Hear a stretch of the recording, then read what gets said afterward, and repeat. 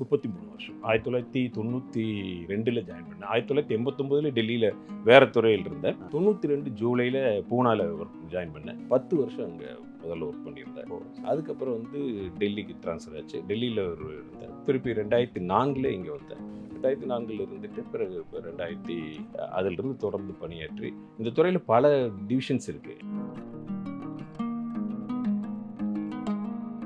இது வந்து நம்ம தனிப்பட்ட கணிப்புன்னு இல்லை. இப்போ வந்து எப்படி பார்த்தீங்கன்னா வந்து இந்திய வானிலை துறை கணிப்பு தான் எல்லாமே. ஏன்னா அடிப்படையில் டேட்டாஸ் அங்கேருந்து தான் வரப்போகுது.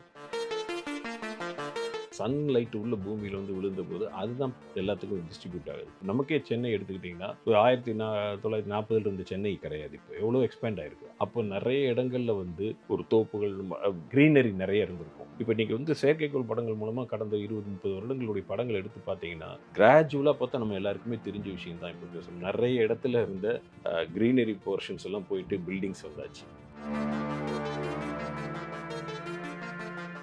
காற்றுல வெப்பம் அதிகமானால் ஒரு டிகிரி ஏறினா 7% வாட்டர் வேப்பர் ஏறும். ஸோ அப்போ வாட்டர் வேப்பர் மோர் இருக்கும் பொழுது அந்த தொடர்ந்து வரக்கூடிய செயற்கை இந்த ஹைட்ராலஜிக் சைக்கிள் அந்த இயக்கம் இதெல்லாம் வந்து மாறும். மொத்தமாகவே வெயில் இருக்காதுன்னு சொல்ல முடியாது. ஒரு 2-3 நாள் இருக்கும். நீங்கள் பார்த்தீங்கன்னா பிப்ரவரியில் கொஞ்சம் அதிக நாள் நமக்கு வெப்பம் அதிகமாக இருக்குது. இந்த நம்ம பொதுவாக சொல்லக்கூடிய ஜனவரி பிப்ரவரி குளிர்காலம், மார்ச் ஏப்ரல் மே தான் கோடைக்காலம் சொல்லுவோம். பிப்ரவரியோட இடையில கொஞ்சம் மார்ச்சில் கொஞ்சம் நல்லா இருந்தது, இடையில ஒரு நாள் இருந்தது. ஏற்ற இறக்கங்கள் இயல்பான ஒரு விஷயம் தான்.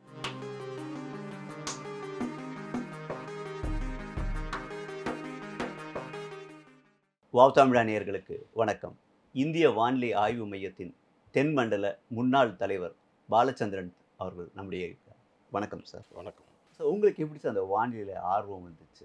கோவை மாவட்டத்தில் பொள்ளாச்சிங்கிற ஊர், அங்கே தான் வந்து இப்போ ஸ்கூல்லாம் அங்கே தான் படித்தது. காலேஜும் முடித்தேன். அங்கே இயற்பியல் பேசிக்காக ஃபிசிக்ஸில் படிச்சிருந்தது. ஓகே. முதுநிலை பட்டம் பெற்றதுக்கப்புறம் வந்து டெல்லியில், இந்த துறை கிடையாது, டெல்லியில் வந்து வேற ஒரு நீர்வளத்துறை வாட்டர் ரிசோர்ஸஸ் டிபார்ட்மெண்ட்டில் ரிசர்ச் அசிஸ்டண்ட்டாக இருந்தேன் முதல்ல. அதுக்கப்புறம் வந்து இந்த துறைக்கான விளம்பரம் வந்தது, அட்வர்டைஸ்மெண்ட் வந்த பொழுது அதில் ஜாயின் பண்ணோம். இது வந்து முதல்ல இந்த துறைக்கு தான் வரணுங்கிற மாதிரிலாம் இல்லை. இயற்பியல் பேசிக்காக ஃபிசிக்ஸ் படித்து வந்தேன். ஃபிசிக்ஸ் சார்ந்த துறையில் ஈடுபடணும் அப்படிங்கிற பொழுது ஆக்சுவலாக எங்களுக்கு வந்து இந்த துறைக்கு வர்றதுக்கு முன்னாடி எப்படி ஃபிசிக்ஸ் எப்படி இங்கே அப்ளை ஆகுதுங்கிறது கூட தெரியாது. இங்கே வந்து எங்களுக்கு வந்து ஒரு வருட காலம் வந்து நமக்கு ட்ரைனிங் கொடுப்பாங்க. அந்த ட்ரைனிங் கொடுக்கும்பொழுது தான் அதில் எப்படி வந்து இயற்பியலும் மேக்ஸும் எப்படி இதில் அப்ளிகேஷன் ஆகுதுங்கிறது அப்புறம் இன்ட்ரெஸ்ட் ஆனது, டெவலப் ஆனது. ஆரம்ப காலத்துலேருந்தே இந்த துறைக்கு வரணுங்கிற மாதிரி திட்டம்லாம் கிடையாது. ஆனால் இந்த துறைக்கு புது பசங்க வரணுன்னாக்கா அதுக்கும் தனியாக படிப்புகள் எதுவும் இருக்கா, இல்லை இயற்பியல் படிச்சு? தற்பொழுது இருக்கிற வரைக்கும் பார்த்தீங்கன்னா வந்து இயற்பியல், மேக்ஸு, அப்புறம் வந்து இப்போ கம்ப்யூட்டர் சயின்ஸ் அதெல்லாம் எடுத்துகிட்டு வராங்க. முதுநிலையை பொறுத்த வரைக்கும் டேரெக்டாக வந்து மெட்ராலஜிங்கிற சப்ஜெக்ட் வந்து இளநிலையில் அதிகமாக இல்லை. முதுநிலையை பொறுத்த வரைக்கும் வந்து சில கொச்சின் யூனிவர்சிட்டியில் இருக்குது, ஆந்திரா யூனிவர்சிட்டியில் இருக்குது, அந்த மாதிரி இடங்கள்லாம் வந்து பண்ணிகிட்ருக்குறாங்க. இது வந்து 2 நிலையாக நம்ம இந்த துறைக்கு வர்றதுக்கு வந்து 2 நிலை. ஒன்று வந்து உதவியாளர் நிலை அப்படிங்கிறபோது பார்க்கும்போது ஸ்டாஃப் செலெக்ஷன் கமிஷன் மூலமாக நடத்துவாங்க. இன்னொன்று வந்து யூபிஎஸ்சி மூலமாக வந்து அதிகாரிகள் இருக்குது. தற்பொழுது காலகட்டத்தில் வந்து பார்த்திங்கன்னா நாங்கள்லாம் யூபிஎஸ்சி மூலமாக செலக்ட் ஆனது. இப்பொழுதெல்லாம் வந்து துறையில் கூட வந்து நேரடியாக வந்து அந்த அமைச்சகமே வந்து மினிஸ்ட்ரியே வந்து டைரெக்டாக அட்வர்டைஸ்மெண்ட் பண்ணி கூட எடுக்கிறாங்க. சயின்டிஸ்ட் சிடிஇ அந்த மாதிரி கூட எடுக்கிறாங்க. வெவ்வேறு நிலையில் வந்து இது வருது ரெக்ரூட்மெண்ட். நீங்கள் சமீபமாக தான் ஓய்வு பெற்றிருக்கீங்க, போன வாரம் தான் ஓய்வு பெற்றிருக்கீங்க. எத்தனை வருஷம் அந்த துறை இருக்கீங்க? 33 வருஷம். 1992ல் ஜாயின் பண்ணேன். 1989ல டெல்லியில் வேற துறையில் இருந்தேன். 92 ஜூலைல பூனால ஜாயின் பண்ணேன். 10 வருஷம் அங்கே முதல்ல ஒர்க் பண்ணியிருந்தேன். அதுக்கப்புறம் வந்து டெல்லிக்கு ட்ரான்ஸ்ஃபர் ஆச்சு. டெல்லியில் இருந்தேன். திருப்பி 2004ல் இங்கே வந்தேன். 2004ல் இருந்துட்டு பிறகு 2000 அதிலிருந்து தொடர்ந்து பணியாற்றி இந்த துறையில் பல டிவிஷன்ஸ் இருக்குது. ஏன்னா நம்ம டிவியில் வந்து ஃபோர்காஸ்ட் சொல்கிறது மட்டும்தான் எல்லோரும் பார்ப்பாங்க. இது பேசிக்காக வந்து பல காம்பனன்ட்ஸ் இதில் இருக்குது. அதில் வந்து அந்த ஒவ்வொரு துறையிலும் வெவ்வேறு துறை இருக்குது. இன்ஸ்ட்ருமெண்டேஷன் இருக்குது, ஃபோர்காஸ்டிங் டிவிஷன் இருக்குது, அதே மாதிரி ட்ரைனிங் டிவிஷன் இருக்குது. இந்த மாதிரி பல துறைகள் இருக்குது. எல்லா துறையிலும் வெவ்வேறு இடங்களில் பணியாற்றிட்டு கடைசியாக வந்து துறையுடைய இந்த தெற்கு மண்டலத்துக்கு தலைவராக இருந்து ரிட்டையர். இப்போ எனக்கு தெரிஞ்சு ஒரு கடந்த 5 ஆண்டுகளுக்கு மேலே வந்து சென்னை வானிலை முகமாக நீங்கள் இருக்கீங்க. நீங்களாகட்டும் சரி, ரமணன் சார் ஆகட்டும் சரி, பசங்களுக்கு ஒரு ஹீரோ. ஏன்னா நீங்கள் வந்தீங்கனாலே லீவ் விட்டுருவாங்கன்ட்டு ஒரு இது இருக்கும், ஒரு ஹீரோ வர்ஷிப் மாதிரி இருக்கும். இந்த ஜாபை விட்டு நீங்கள் வெளியே போகிறது எப்படி, அந்த அளவுக்கு மிஸ் பண்ணுறீங்க சார்? அதாவது ஃபண்டமெண்டலாக வந்து பேசிக்காக வந்து அந்த அனௌன்சிங் பார்த்து தான் நம்ம முன்னாடி சொன்ன மாதிரி வந்து திரையில் வர்றது வந்து எப்பொழுதுமே நம்ம முக்கியமாக எடுக்கணும். இதுக்கு பின்னாடி பல பேர் ஒர்க் பண்ணுறாங்க. யூஸ்வலாகவே நம்ம ஸ்கூலில் ஜாயின் பண்ணோம் வெளியே வரணும் தெரியும், காலேஜில் ஜாயின் பண்ணோம் வெளியே வரணும் தெரியும், எந்த துறையில் பணியாற்றினாலும் வெளியே வரணும் தெரியும். இது வந்து அந்த அதிகாரப்பூர்வமாக செய்யணும். சயின்ஸ் துறையாக இருக்கிறதுனால தொடர்ந்து நாம் படிச்சுக்கிட்டு இருக்க முடியும். இதில் வந்து இன்னும் தொடர்ந்து நம்ம ஒர்க் பண்ண முடியும். என்னன்னா நம்ம அதிகாரப்பூர்வமாக அந்த மாதிரி ஒர்க் பண்ணுறது இல்லை. மன நிறைவான ஒரு விஷயம் தான். இப்போ கூட உங்க ஐடியில வந்து ம். சென்னை வானிலை ஆய்வு மையம் படத்தை தான் வச்சிருக்கீங்க. அந்த அளவுக்கு ம். இன்னும் மனசுல இருந்து அது போகல அப்படின்னு சொல்லுங்க. உங்க ஃபேமிலி வந்து உங்க ஃபோர்காஸ்ட் வந்து பார்ப்பாங்களா? அது அவங்க என்ன இது பண்ணுவாங்க? அவங்க அவங்களுக்கு எல்லாருக்கும் வந்து ஃபோர்காஸ்ட்டுங்கிறது இப்போ சமீப காலகட்டங்கள்ல இருந்து பார்க்கும்பொழுது எல்லாருக்கும் ஒரு தேவையுள்ள இதுவாக இருக்குது. அவங்க டிவியில் வரும்போது பார்ப்போம். பட் தொடர்ந்து அதை பார்த்துட்டே இருக்கிறதுன்னு ஒன்றும் கிடையாது. தேவைப்படும் பொழுது கேட்டுக்கோங்க, அவ்வளோதான். இப்போ ஓய்வுக்கு அப்புறம் என்ன பண்ணிட்டு இருக்கீங்க? இப்போ ஆக்சுவலி இப்போ 1 மந்த் தான் ஆச்சு ஓய்வு முடிஞ்சு. நான் வந்து இந்த துறை சம்மந்தப்பட்ட இன்னும் ஏன்னா எந்த துறையிலையும் வந்து நான் முன்னாடி சொல்லும்போது இது ஒரு அறிவியல் துறை. எல்லாமே முடிஞ்சு போச்சுன்னு எழுதி வைக்கல. இன்னும் கற்றுக்கொள்ள வேண்டியது நிறைய இருக்குது. ஏன்னா பர்ஃபெக்ட் துறையாக இருந்தால் நம்ம எல்லா சமயங்களையும் நம்ம ஃபோர்காஸ்ட் பர்ஃபெக்டாக இருக்கணும். ஆக இன்னும் வளர்ந்துக்கிட்டே இருக்குது இந்த அறிவியல் வளருது. அதை பற்றி படிச்சுக்கிட்டு இருக்கக்கூடிய சூழ்நிலை இருக்கேன். அகடமிக் லைனில் கொஞ்சம் இன்ட்ரெஸ்டடாக காலேஜஸ் இதிலெல்லாம் இன்வால்வ் ஆகிட்டு இருக்கிறேன். அந்த மாதிரி இதில் இப்போ இதுலயே ஒரு நிறைய பேர் தனியா ஃபோர்காஸ்ட் இருக்காங்களா? அந்த மாதிரி நீங்க தனியா பண்றது அந்த மாதிரி ஒரு ஐடியா? இல்லை அந்த மாதிரி எதுவும் கிடையாது. இந்த வருஷம் எப்படி இருக்கும் வெயில்? ஏன்னா இது வந்து நம்ம தனிப்பட்ட கணிப்புன்னு இல்லை. இப்போ வந்து எப்படி பார்த்தீங்கன்னா வந்து இந்திய வானிலை துறை கணிப்பு தான் எல்லாமே. ஏன்னா அடிப்படையில் டேட்டாஸ் அங்கேருந்து தான் வரப்போகுது. வானிலை கணிக்கிறதுக்கு வந்து எப்படி வந்து பேசிக்காக நம்ம சொல்லுவோம் வானிலை கணிப்புன்னு என்னென்னா இப்போ இருந்த நிலையில் அடுத்த நிலைக்கு எப்படி போகுது அப்படி தான் கணிக்க போகிறோம் நம்ம. அப்போ முதல்ல வந்து இப்போ என்ன நிலையில் இருக்குது, அதுக்கப்புறம் அடுத்த நிலைக்கு எப்படி போக போகுது, இது ரெண்டுத்தையும் கணிக்கிறதுக்கானது இல்லை வந்து பேசிக்காக டேட்டா வேணும். இப்போ நமக்கு வெளியே ஒரு அட்மாஸ்பியர் இருக்குன்னா அதில் என்ன ப்ரெஷர், என்ன டெம்பரேச்சர், காற்று எந்த திசையிலிருந்து வீசுது, காற்றுல என்ன வெப்பம், காற்றுல எவ்வளோ ஈரப்பதம் இருக்குது, இந்த மாதிரி பல இடங்கள்லேருந்து விவரங்கள் பெறணும். ஸோ ஒரு நெட்வொர்க் ஆஃப் அப்சர்வேட்டரிஸ் இருக்குது. இது கிரவுண்ட் லெவலில். அதுக்கப்புறம் வந்து நமக்கு வந்து ஹைட்டில் கிரவுண்ட்லேருந்து ஒரு 1 கிலோமீட்டரில் எப்படி காற்று வீசுது, அங்கே என்ன டெம்பரேச்சர் இருக்குது, அதில் அந்த மாதிரி விவரமெல்லாம் வேணும்னா நமக்கு பலூனில் இன்ஸ்ட்ருமெண்ட் அட்டாச் பண்ணி டெய்லி மார்னிங் ஒரு 5:30 ஈவினிங் 5:30 வந்து இந்தியாவில் வெவ்வேறு பகுதியில் வந்து ரிலீஸ் பண்ணுவாங்க. நம்ம மீனம்பாக்கத்தில் இது ரிலீஸ் பண்ணிட்டு இருக்கோம். அந்த பலூன் இந்த இன்ஸ்ட்ருமெண்ட் மேலே போகும்போது அங்கிருந்து நமக்கு அறிவியல் அந்த இன்ஃபர்மேஷன்ஸ் கிடைக்கும். ப்ளஸ் கடலில் சைக்ளோன்லாம் ஃபார்ம் ஆகுது. ஸோ அந்த செயற்கைக்கோள் நமக்கு வந்து சேட்டலைட்ஸ் மூலமாக இன்ஃபர்மேஷன்ஸ் கிடைக்கிது. ரேடார்கள் இன்ஃபர்மேஷன்ஸ் இருக்குது. இப்போ இந்த இதெல்லாம் டேட்டாஸ் வந்தாச்சு, டேட்டா வந்தாச்சு. அடுத்து இந்த டேட்டாக்கள் மூலமாக ஆரம்ப காலகட்டத்தில் எப்படி இருந்ததுன்னா இதெல்லாம் வந்து வானிலை வரைபடங்களை நம்ம மேப் மாதிரி ப்ரிப்பேர் பண்ணி இந்த டேட்டாவில் மேப்பில் பிளாட் பண்ணிவிட்டு அதை அனலைஸ் பண்ணும் பொழுது எப்படி ஒரு ஸ்ட்ரக்சர் இருக்குது, எப்படி அட்மாஸ்பியர் எப்படி இருக்குது, இப்போ அப்புறம் அது எப்படி எவால்வ் ஆச்சு பழைய காலகட்டங்களில் அந்த மாதிரி டெவலப் பண்ணிட்டு வந்தது தான் ஆரம்ப காலகட்டத்தில். பிறகு வந்து நம்ம இப்போ வந்து மேக்ஸை மாற்றிட்டோம். எல்லாமே வந்து இயற்பியல் திருப்பி ஒரு இயற்கையில் ஒரு நிகழ்ச்சி நடக்குதுன்னா அதுக்கு பின்னாடி ஏதோ ஒரு சைன் ஒரு மேக்ஸ் இருக்கணும். ஒரு ஃபோர்ஸ், ஒரு பொருள் நகருதுன்னா அதுக்கு பின்னாடி ஒரு ஃபோர்ஸ் ஆக்ட் ஆகணும். ஸோ என்னென்ன ஃபோர்ஸ் ஆக்ட் ஆகுது அப்படிங்கிற பொழுது பூமியை வந்து சின்ன சின்ன பகுதியாக பிரிச்சுட்டு என்ன எனர்ஜி உள்ளே வருது, எவ்வளோ எனர்ஜி வெளியே போகுது, அது எந்தெந்த மாதிரி டிஸ்ட்ரிபியூட் ஆகுது, இதையெல்லாம் நம்ம கலெக்ட் பண்ணி எடுத்துகிட்டு பார்க்கும்பொழுது மேத்தமெட்டிக்கல் ஈக்குவேஷனாக மாற்றிட்டோம்னா அது வந்து நியூமெரிக்கல் வெதர் ப்ரெடிக்ஷன் என்கிற அடிப்படையில் இப்பொழுது அந்த மாதிரி பண்ணிகிட்டு இருங்க. சமீப காலகட்டத்தில் செயற்கை நுண்ணறிவுங்கிறது ஆர்டிஃபிஷியல் இன்டெலிஜென்ஸ் வந்துச்சு. ஆனால் ஆர்டிஃபிஷியல் இன்டெலிஜென்ஸ் பேசிக்காக வந்து டேட்டா ட்ரிவன் மெத்தட்ஸும்பாங்க. பழைய டேட்டாக்களிலிருந்து நம்ம வந்து பேட்டர்ன்ஸ் ஐடென்டிஃபை பண்ணி அது கண்டுபிடிக்கக்கூடிய மாதிரி இது மாதிரி பல மாதிரியான நிகழ்வுகள்லாம் அதில் இருந்துக்கிட்டு இருக்கிற பொழுது அந்த ஒவ்வொரு காலகட்டத்திலையும் அதில் வந்து டேட்டா கலெக்ட் பண்ணுற நிலையிலிருந்து சரி, அதை அனலைஸ் பண்ணுற நிலையிலிருந்து சரி, அதுக்கப்புறம் அதிலிருந்து அந்த ப்ராடக்ட்ஸ் ஜெனரேஷன்ஸ், அப்புறம் வந்து ஆரம்ப காலகட்டத்தில் நம்ம வந்து டெக்ஸ்ட் ஃபார்மில் இல்லை நீங்கள் சொல்கிற மாதிரி டிவியில் பேசுகிறது அப்படி தான் நிலையில் இருந்தது. ரொம்ப முன்னே போகும்போது வானொலி மட்டும்தான் இருந்தது, ரேடியோ மட்டும்தான். அந்த மாதிரி காலகட்டத்தில் இப்போ வாட்ஸ்அப் வரைக்கும் எல்லாமே வந்தாச்சு. நம்ம கிராஃபிக்கலாக படங்கள் பார்க்குறோம், பலவிதமான சாஃப்ட்வேர்ஸ் இருக்குது.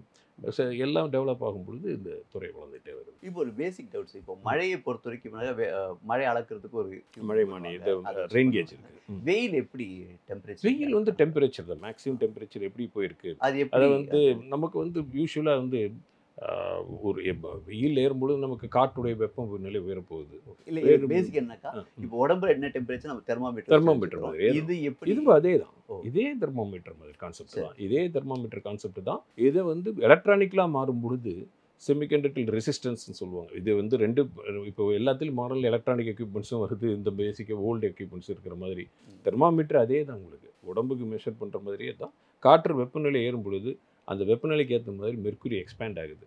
எக்ஸ்பேண்ட் ஆனாலும் ஒரு இடம் வரைக்கும் போய் நின்றுட்டு திருப்பி வெப்பம் கீழே இறங்கும் பொழுது அந்த இண்டிகேட்டர் மாதிரி இருக்கும், அந்த இண்டிகேட்டர் அங்கேயே நின்றுடும்.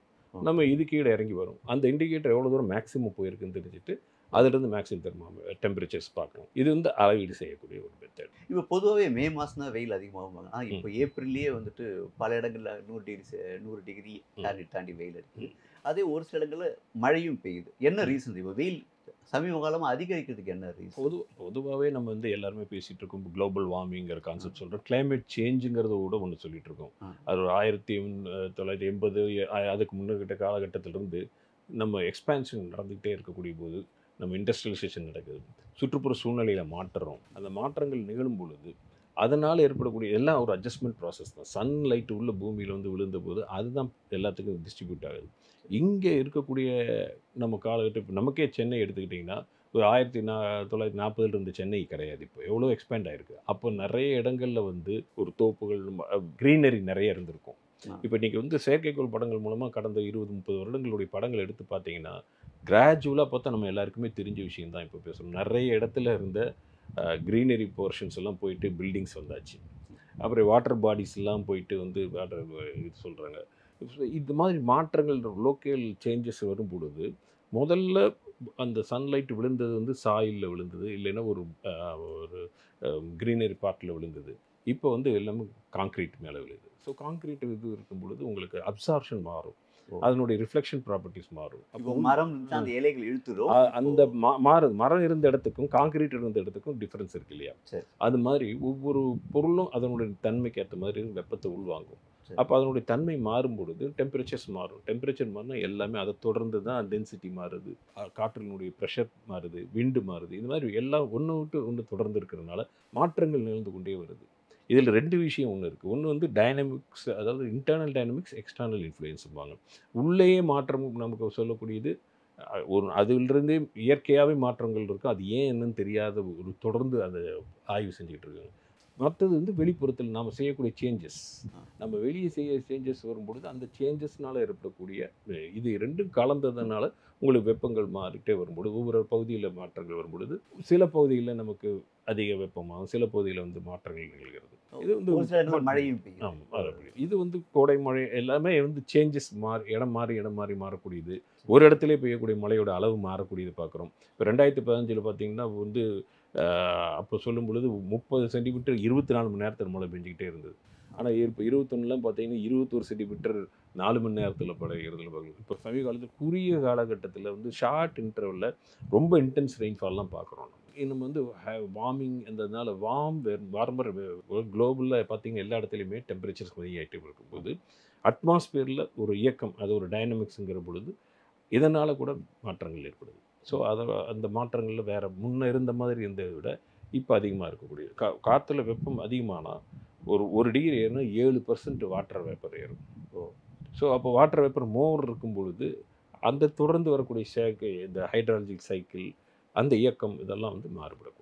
இப்போ எதிர்காலத்தை சொல்கிறாங்க, வெயில்னா அதிகமாக வெயில் அடிக்கும், மழைக்காலம்னா ரொம்ப அதிகமாக மழை பெய்யும், ஒரே நாளே 50 சென்டிமீட்டர் வரைக்கும் கூட மழை பெய்யும் அப்படின்னு. அது இனிமேல் அப்படி தான் இருக்குமா வெயில்னா? அதாவது தற்பொழுது வந்து 2 விஷயம். ஒன்று வந்து இது வரைக்கும் இருக்கிற டேட்டா வச்சுட்டு எப்படிலாம் மாற்றம் நடந்ததுன்னு ஒன்று சொல்கிறது, இங்கிருந்து எப்படி போகுது அப்படின்னு சொல்லும் பொழுது அதுக்கு ஒரு நமக்கு சும்மா பேச முடியாது இல்லையா? அது ஒரு மாடல்ஸ். அப்படி மாடல்ஸ் என்னது ஒரு கணக்கு போடணும். கணக்கு போடாமல் நம்ம எப்படி சொல்ல முடியும்?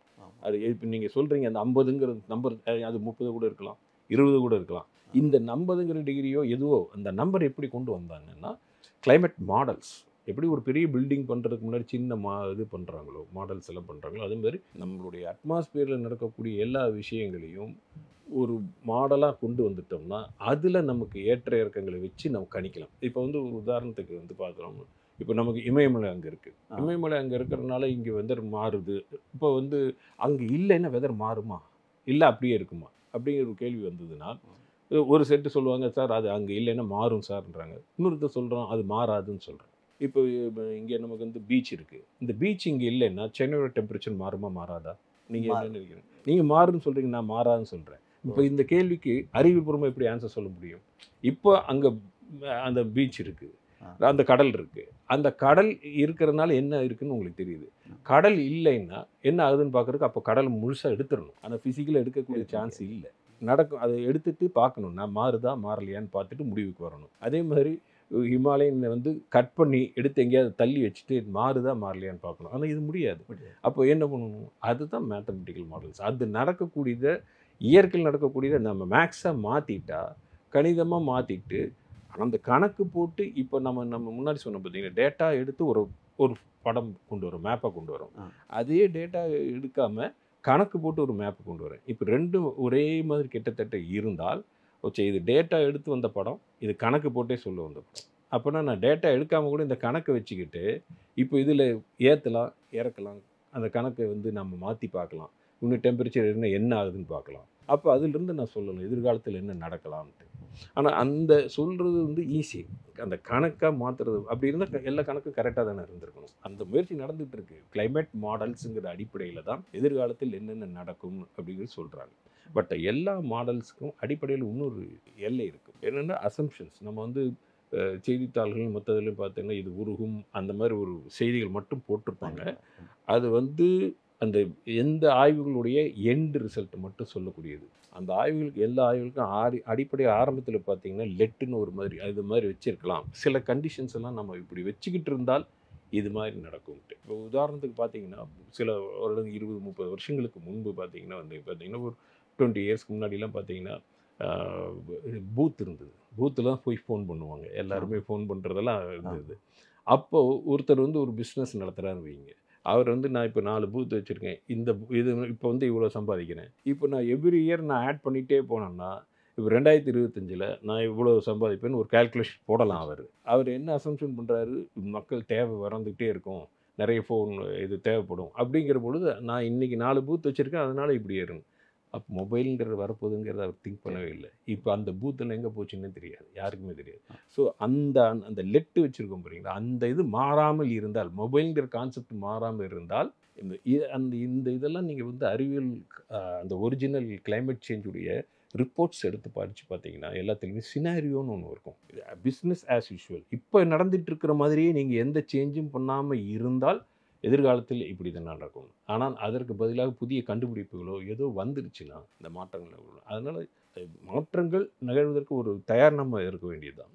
ஆனால் இதுதான் உறுதியாக இருக்குன்னு சொல்ல முடியும். எல்லா மாடல்ஸ்லையும் பார்த்தீங்கன்னா இன்னொரு மாடல்ஸ்லேயே பலவிதமான மாடல்ஸ் இருக்குது, ஒரே ஒரு மாடல் தான் கிடையாது. ஸோ இதுதான் நடக்க போகுதுன்னு உறுதியாக சொல்ல முடியும். அதில் அன்சர்டனிட்டி இருக்கும். எல்லா மாடலுக்கும் உள்ளே போய் நம்ம ஆய்வுமாக பார்க்கும்போது ப்ளஸ் ஆர் மைனஸ் இருந்துகிட்டு இருக்கோம். அதனுடைய நான் உங்கள்கிட்ட சொன்னீங்க, இப்போ நீங்கள் சொன்ன 50 டிகிரி வரும்னு சொன்னதுக்கு ஆரம்ப கணக்கு போடுறதுக்கு முன்னாடி ஆரம்பிச்சிருப்பாங்க. இதெல்லாம் மாறாமல் இருந்தால் இது 50 டிகிரி. அந்த எது மாறாமல் இருக்குங்கிறத நம்ம போய் பார்க்கணும். ஸோ அந்த அசம்ஷன் பேசிஸில் தான் நம்ம அந்த மாதிரி கிளைமேட் சேஞ்சஸ் சம்மந்தமாக இப்போ எதிர்காலத்தில் இது நகரக்கூடும், அது நடக்கக்கூடும். பட் என்ன சேஞ்சஸ் இருக்குது, அதனோட மேக்னிடியூடு வந்து உறுதியாக யாரும் சொல்ல முடியாது. இன்றைக்கி இவ்வளோ தான் மாறும், இவ்வளோ தான் இது பண்ண முடியும்னு சொல்ல முடியாது. Changes are taking place. உங்கள் அனுபவத்தை வச்சு இந்த வருஷம் வந்து வெயில் எந்த அளவுக்கு இருக்கும்? இது என்னுடைய அனுபவங்கிறது ஒன்றும் கிடையாது. நம்ம திருப்பியும் நான் சொல்கிறேன், தனிப்பட்ட மனிதனுடைய அறிவியலாக எடுத்து தான் பார்க்க போகிறோம். நம்ம வந்து இப்போ வந்து இந்திய வானிலை துறையை வந்து அவங்க வெளியிட்டிருக்காங்க. இந்த மார்ச், ஏப்ரல், மே 3 மாத காலகட்டத்துக்கு பார்க்கும் பொழுது பொதுவாக நம்ம கோடைக்காலத்தில் வந்து வெப்பம் அதிகமாக இருக்கக்கூடிய நிலப்பகுதியில் அதிகமாக இருக்கக்கூடிய பகுதியில் தான் இருக்கும். தென்னிந்திய பகுதியில் வரும்பொழுது நம்ம கடலோர பகுதியில் ஒரு மாதிரி, ஏன்னா கடலோர பகுதியில் நம்ம கடல் பக்கத்தில் இருக்கிறனால சீ ப்ரீஸுடைய இம்பேக்ட் இருக்குது. அதை பொறுத்து அது எப்படி இருக்குங்கிறது பொறுத்து இருக்குது. அவங்க கணிக்கிறது வந்து இயல்பை ஒட்டி இருக்கக்கூடிய வாய்ப்பு இருக்கும். 1 or 2 days இருக்குங்கிற மாதிரி தான் இருக்குது. ஹீட் வேவ்ஸில் சென்ட்ரல் பார்ட் ஆஃப் இந்தியா அங்கே வந்து இயல்பையோட அதிகமாக இருக்கிறதுக்கான வாய்ப்பு இருக்குதுன்னு சொல்லி. அப்படின்னா சென்னைக்கு அந்தளவுக்கு வெயில் இவங்க சில போர்ஷன் நம்ம வந்து எப்படின்னா நம்ம மொத்தமாகவே வெயில் இருக்காதுன்னு சொல்ல முடியாது. ஒரு 2-3 நாள் இருக்கும். நீங்கள் பார்த்தீங்கன்னா பிப்ரவரியிலே கொஞ்சம் அதிக நாள் நமக்கு வெப்பம் அதிகமாக இருந்தது இந்த வருடம். நம்ம பொதுவாக சொல்லக்கூடிய ஜனவரி, பிப்ரவரி குளிர்காலம், மார்ச், ஏப்ரல், மே தான் கோடைக்காலம்னு சொல்லுவோம். பிப்ரவரியோட இடையில கொஞ்சம் மார்ச்சில் கொஞ்சம் நல்லா இருந்தது, இடையில ஒரு நாள் இருந்தது. ஏற்ற இறக்கங்கள் இயல்பான ஒரு விஷயம்தான். ஒரு சீசனலாக சொல்லும் பொழுது ஒரு இண்டிகேட்டரை சொல்லலாம், ஒரு ஐடியா வச்சுருக்கலாம். பட் அதில் வேரியேஷன்ஸ் வில் டேக் பிளேஸ். இப்போ எத்தனை காலம் வரைக்கும் கணிக்க முடியும் சார்? எத்தனை காலகட்டம் வரைக்கும் கணிக்க? நீங்கள் டெய்லி ஃபோர்காஸ்ட்னு ஒன்று இருக்குது, கிளைமேட் ஃபோர்காஸ்ட்னு ஒன்று இருக்குது. டெய்லி ஃபோர்காஸ்ட்டில் இப்போ எப்படி பண்ணுறோம்னா 3 days ஃபோர்காஸ்ட்னு ஒன்று இருக்குது. அப்புறம் 5 குறுகிய கால வானிலை, மிட் வந்து 5 நாட்களுக்கான 7 நாட்களுக்கான வானிலை, அப்புறம் 4 வாரங்களுக்கான வானிலை முன்னறிவிப்பு, அது வந்து எக்ஸ்டெண்டட் ரேஞ்சு, அப்புறம் சீசனல் 30 daysக்கு மேலே இருக்கக்கூடிய பருவமழைக்கு இல்லை பருவ வெப்பத்துக்கு இந்த மாதிரி பண்ணக்கூடிய நம்ம சீசனல் ஃபோர்காஸ்ட்னு ஒன்று இருக்குது. இதையும் தவிர்த்து அடுத்து 3 hours இருக்கக்கூடிய சூழ்நிலையில் நவ் காஸ்ட் ஏன் அப்போ 3 ஹவர்ஸ் முன்னாடி 3 நாளைக்கு சொல்லிட்டீங்க, அப்போ 3 ஹவர்ஸ்க்கு ஏன் பண்ணுறீங்கன்னு சொன்னால் அதுதான் மாற்றங்கள் உள்ளக்கூடிய விஷயம். அது 3 டேஸ்க்கு உள்ளதை நம்ம சொல்லிட்டோம், அதுலேயும் கூட மாற்றங்கள் நிகழலாம்ங்கிறதுனால தான் நவ் காஸ்ட். அதுனா ஃபோர்காஸ்ட்லேயே பல விதமாக இருக்குது. Now cost, short range forecasting, medium range forecasting, extended range forecasting, long range forecasting, 5 வகையாக நிறைய இருக்குது. ஸோ ஒவ்வொரு விதமானது இப்போ இந்த சீசனலுக்கெல்லாம் சொல்லும் பொழுது கடல் வெப்பநிலை, பசிபிக் கடல் வெப்பநிலை ஒரு குறிப்பிட்ட சொல்லும்போது எல்லினா, லானினா அந்த மாதிரி சொல்லக்கூடிய விஷயங்களை வச்சு சொல்லக்கூடிய ஒன்று. ஒரு இடத்துல நம்ம இந்த இடத்துல ஒரு வெதர் மாறுதுன்னா ஒன்று குளோபலில் நடக்கக்கூடிய விஷயம், அதுக்கப்புறம் ரீஜனில் நடக்கக்கூடிய விஷயம், அப்புறம் லோக்கல் நடக்கக்கூடிய விஷயம், எல்லாமே சேர்ந்தது தான். இப்போது சில விஷயங்கள் குளோபலாக நடக்கக்கூடிய விஷயங்கள் இங்கே பாதிப்புக்கு உருவாக்கும். எல்லா குளோபல் மேட்டரும் இங்கே பாதிக்கணும் கிடையாது. அதே சமயத்தில் வந்து லோக்கலில் நம்ம ஒரு ஃபங்க்ஷன் நடக்குது, இந்த இடத்துல மட்டும் ஃபங்க்ஷன் நடக்கும்போது ரேட் அதிகமாகிடும் சில பொருள்களுக்கு. அப்போ உலகம் முழுக்க ரேட் ஆகணும் தேவையில்லை. அதே சமயம் அங்கே எங்கேயாவது பெட்ரோல் விலை ஏறுச்சுன்னா difference of taking place. Petrol விலை உலக அளவில் மாறாட்டியாலும் நம்ம அளவில் வந்து ஏதாவது திட்டங்கள் ஏதாவது ஒரு லா மாற்றினாங்கன்னா அதுக்காக திட்டம் போடும்போது அதில் விலை ஏற்றம் இருந்தால் அது பாதிக்கக்கூடும். So global level, regional level, local level எல்லாம் சேர்ந்து தான் மொத்தமாக ஒரு இடத்துடைய வானிலையை கணிக்குது. இப்போ இவ்வளோ டெக்னாலஜி இருந்தாலும் ஒரு சில புகார்களும் விமர்சனங்களும் வருது. இப்போ பிக்ஜாம் புயல் அப்போ வந்துச்சு, அவர் தூத்துக்குடி மழையை வந்து சரியாக எங்களுக்கு எச்சரிக்கை கொடுக்கலனால அது எங்கே அது மிஸ் ஆகுது சார்? அதுதான் இந்த சயின்ஸ் வந்து ஒன்று கம்ப்ளீட்டாக எல்லாமே புரிந்து கொண்டு விட்டது அப்படிங்கிறது கிடையாது. எல்லாமே தெரிஞ்சிருந்த, எல்லாமே கம்ப்ளீட்டட், எல்லாமே கண்டுபிடிச்சிட்டோம் அப்படிங்கிற மாதிரி ஒன்று கிடையாது. First point. ரெண்டாவது பாயிண்ட், இன்றைக்கி தப்பாக தான் ஃபோர்காஸ்ட் பண்ணணும் அப்படின்னு யாரும் பண்ண மாட்டாங்க. இது வந்து நமக்கு தெரியும். இப்போ ஃபோர்காஸ்ட் பண்ணால் தப்பாச்சுன்னா தப்பானாலும் சரி, பண்ணாமல் போனாலும் சரி, அதுக்கான விமர்சனம் வரும்ன்றது தெரியும். ரூல் எல்லாமே கிளியர். இன்றைக்கி நம்ம வண்டி எடுத்து 2 பேரை அடிச்சுட்டு தான் கொண்டு வந்து வண்டியை நிறுத்த போகிறோன்னு யாருன்னு சொல்லலாம். ஆக்சிடென்ட்டுங்கிறது வந்து உங்களுக்கு தெரியாமல் நடக்கக்கூடிய விஷயந்தான். நிறைய தடவை வந்து இன்னொரு உதாரணம் கூட சொல்லலாம். நம்ம சில கேம்ஸ் எல்லாம் பார்த்துட்டதுக்கப்புறம் அடுத்த நாள் வந்து கேன்டீனில் பேசுவாங்க, அந்த 3வது பால் அவன் டச் பண்ணி இருக்கக்கூடாது, அது பண்ணாமல் தான் நம்ம இதுவாயிருக்கலாம்னு. உங்களுக்கு தெரியுதுல்ல அந்த 3வது பால் டச் பண்ணக்கூடாதுன்னு, அதை ஒரு நிமிஷத்துக்கு முன்னாடி போய் அவர்கிட்ட சொல்லியிருக்கலாம்ல, கொஞ்சம் நிறுத்த, இந்த பாலை டச் பண்ணாதேன்னு அவருக்கு ஒரு இது சொல்லியிருக்கலாம்ல. ஸோ அந்த கேமில் ஒரு பவுலர் என்ன பண்ணணும்னு தெரியும், ஒரு பேட்ஸ்மேன் என்ன பண்ணுறதுன்னு தெரியும், அந்த ரூல்ஸ் எல்லாமே தெரியும். அந்த கேமுடைய ரூல்ஸ் எல்லாமே டிசைன் பண்ண நம்மளால் அடுத்த பாலில் அந்த ஆள் அவுட் ஆவானா இல்லையான்னு தெரியாத ஒரு போர்ஷன் இருக்குது. அந்த நாம் செய்த விளையாட்டிலே நம்மளால் சொல்லக்கூட முடியாத ரிசல்ட் தெரியக்கூடிய ஒரு விஷயம். இது இயற்கையில் நடக்கக்கூடிய ஒரு விஷயம். நமக்கு சயின்ஸை பேஸ் பண்ணி இப்போ இந்த சயின்ஸை வச்சுக்கிட்டு தான் நம்ம அப்ரோச் பண்ணுறோம். அந்த ஃபெயிலியர் என்ன காட்டுது, இன்னும் புரிந்து கொள்ள வேண்டியது நிறைய இருக்கிறது, இன்னும் செய்ய வேண்டிய வேலைகள் நிறைய இருக்கிறதுன்னு தெரியணும். ஏன்னா கான்செப்ட் வந்து எப்படியும் வந்து பார்த்திங்கன்னா மாறுதலுக்கு ஒரு போர்ஷன் வந்து ப்ராபபிலிட்டி. அதனால தான் வந்து டிட்டர்மினிஸ்ட் ஃபோர்காஸ்ட் கிடையாது. இப்போ ப்ராபபிலிட்டிலாம் பார்த்தீங்கன்னா வந்து நாளைக்கு வருவீங்களா அப்படின்னு சில டைம் சொல்லும்போது 50% வந்துடும் அப்படி, இல்லை 70% நாளைக்கு வந்தாலும் வருவேன். நாளைக்கு நீங்கள் தான் வர போகிறீங்க. சரி, உங்களாலேயே ஒரு இடத்துல சில சமயங்களில் சில சந்தர்ப்பத்தை சொல்ல முடியாத சூழ்நிலை இருக்கிறது இல்லையா? அந்த மாதிரி அங்கே போகலைன்னா நான் வருவேன் அப்படிங்கிற ஒரு சூழ்நிலையெல்லாம் சொல்கிறீங்க நீங்கள். இந்த ப்ராபபிலிட்டி கான்செப்ட் இருக்கிறது எல்லா இடத்துலையும் வரக்கூடிய உண்டு. சயின்ஸ் நம்ம வந்து லேபில் பண்ணுற எக்ஸ்பெரிமெண்ட் வேறு, அங்கே நம்ம கையில் தான் எல்லாமே இருக்குது, எல்லாத்தையும் நம்ம கண்ட்ரோல் பண்ணுறோம். இங்கே நத்திங் இஸ் கண்ட்ரோல். இப்போ வந்து நம்ம ஒரு ஒரு ஒரு தண்டர்ஸ்டார்ம் நடக்குது, இல்லை ஒரு சைக்ளோன் நடக்குதுன்னா அதை தனியாக நம்ம பார்க்குறோம். சைக்ளோனுங்கிற கான்செப்டை பேஸ் பண்ணி வச்சுட்டு தான் நம்ம பார்த்துட்டு போகிறோம். ஆனால் அது சுற்றிலையும் ஒரு மனிதன் கூட்டத்தில் இருக்கும்போது அவனோட கேரக்டர் மாறிவிடும். உள்ள தனியாக இருக்கும்போது அவனுக்குன்னு ஒரு கேரக்டர் இருக்கும்.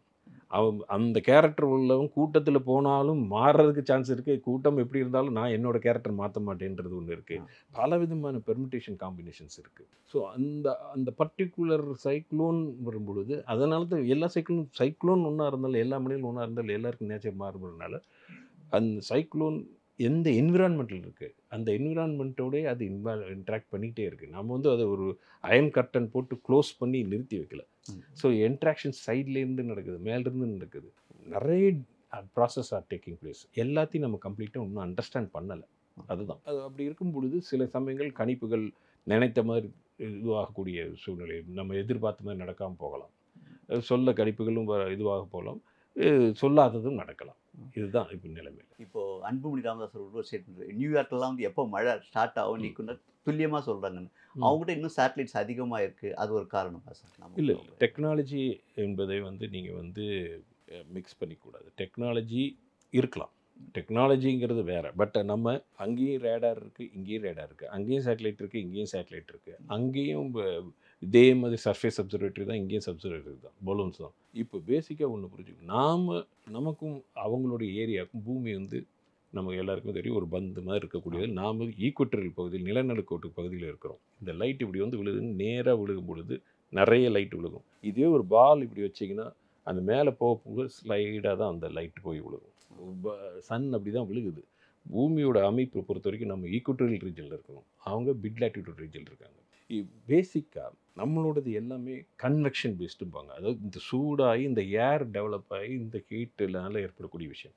அங்கே வந்து ஃப்ரண்டல் சிஸ்டம்னு ஒன்று இருக்குது. ஒரு பக்கம் குளிர் காற்று, ஒரு பக்கம் கோடை வெப்பமான காற்று. இது ரெண்டும் வந்து 1000 கிலோமீட்டர்ஸ் அளவில் பெரும்பாலும் அந்த ஒரு படர்ந்துபட்டு இருக்கும்.